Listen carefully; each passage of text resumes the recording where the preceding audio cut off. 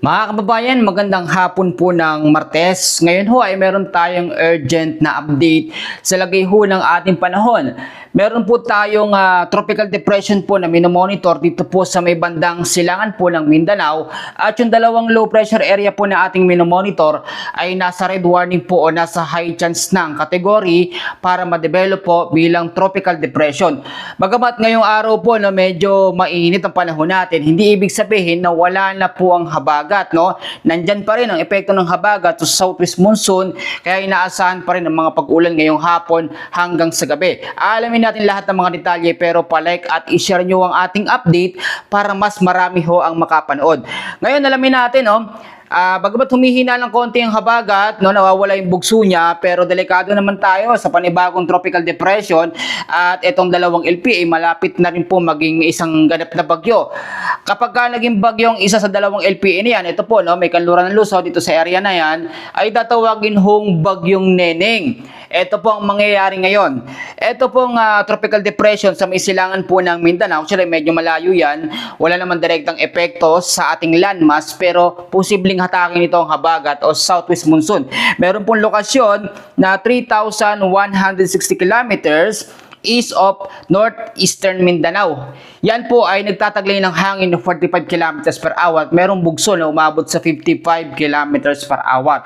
Yung LPA naman na minomonitor natin na nasa loob ng PAR, yung nandito sa bandang silangan po ng Luzon, ay meron pong lokasyon sa ngayon na 1,170 kilometers dito po sa bandang east of extreme northern Luzon. Yung isang LPA naman nandito po sa may kanluran ng Luzon at meron po itong 400 kilometers west of Calayan, Cagayan. So ang mangyayari ho dito, imbis na hihina na sana ang habagat o southwest monsoon, posible pa po itong mas lumakas o mangyari ulit yung tinatawag natin na enhanced habagat o yung tinatawag na rapid intensification. Dahil nga po sa kabi-kabilang sama ng panahon, dalawang LPA malapit na maging bagyo, may tropical depression pa po diyan po sa may bandang silangan po ng Mindanao. Ngayon po meron pa rin tayong orange hanggang yellow warning, no? Hindi porkit wala masyadong ulan ngayon, wala na tayong mga heavy rainfall warning. Tandaan po natin, nagbabago po ang kilos at direksyon ng habagat, pero minsan may mga bugso-bugso. Ngayong hapon, asahan pa rin natin ng mga pag-uulan.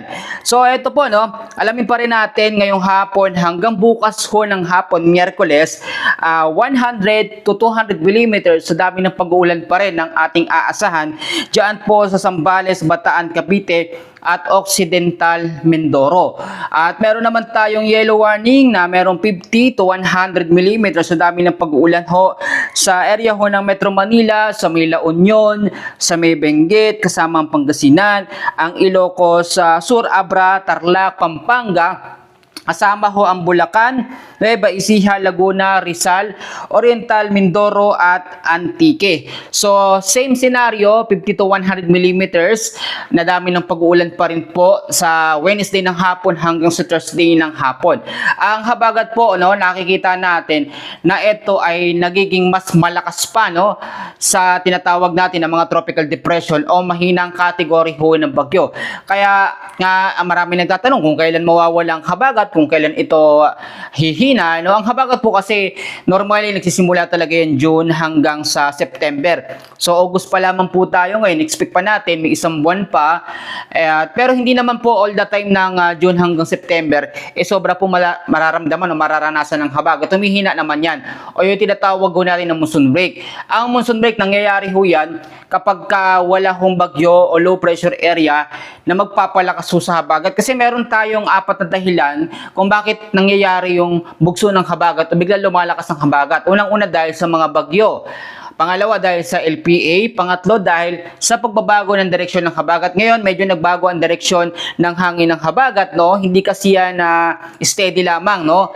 Yung lakas ng hangin niya normally 35 to 50 km per hour pero bumubugso ng malakas sa 62 to 88. At yung pang-apat, yung pagtama ng hangin nito sa ating mga kabundukan. Yung isa ding dahilan kung bakit biglang lumalakas yung habagat o southwest monsoon. Gayunpaman, sa inilabas ho ng Pag-asa na tinatawag po natin na forecast weather condition, hanggang bukas po ito updated mga kababayan ko ha. Sa area po ng Benguet, La Union, Pangasinan at Zambales, asahan pa rin natin na makakaranas po yung mga area na yan ng monsoon rains o yung mga bugso-bugsong pag-uulan dahil po sa habagat o southwest monsoon. Mapapansin nyo, no? Medyo bumuwelo lang ngayon ng habagat, medyo nagpapahinga ng konti. Pero hapon ngayong araw ng Martes hanggang sa gabi, hanggang bukas ho, asahan ng mga pag-ulan dulot po ng habagat. Sa area ho ng Metro Manila pa rin, kasama po ang Ilocos Sur, Abra, ang Tarlac, Pampanga, Bulacan, Nueva Ecija, kasama ang Laguna, kasama ang Rizal, Oriental Mindoro at Antique. Occasional rains naman po ang aasahan dahil sa habagat o southwest monsoon. So eto, parte ng Eastern Visayas at silangan po ng Mindanao ngayon ho ay maalinsangan yung panahon na nararanasan kasi hindi naman yan naaabot ng habagat o southwest monsoon. Ang tsansa po ng mga pag-uulan sa Eastern Visayas at Mindanao ay dahil sa mga local thunderstorm. Ngayon hindi masyadong active ang local thunderstorms dahil wala tayong maalinsang hangin o easterlies kaya bibihira yung mga pag-uulan. Pero dahil nga po sa banta ng tropical depression na nandito sa may silangan po ng Mindanao, may tsansa na kapag ito'y lumapit, nagbago ang direksyon, ay maapektuhan ang silangan ng Mindanao ng trap o extension po ng hangin ng papalapit po na bagyo. Pag-usapan naman natin yung sinasabing banta ng susunod na bagyong Neneng na mabubuo po sa loob ng ating par. Etong LPA po na nandito sa area na yan at yung nandito po sa may kanluran po ng Luzon ay ito po ganito ang mangyayaring senaryo.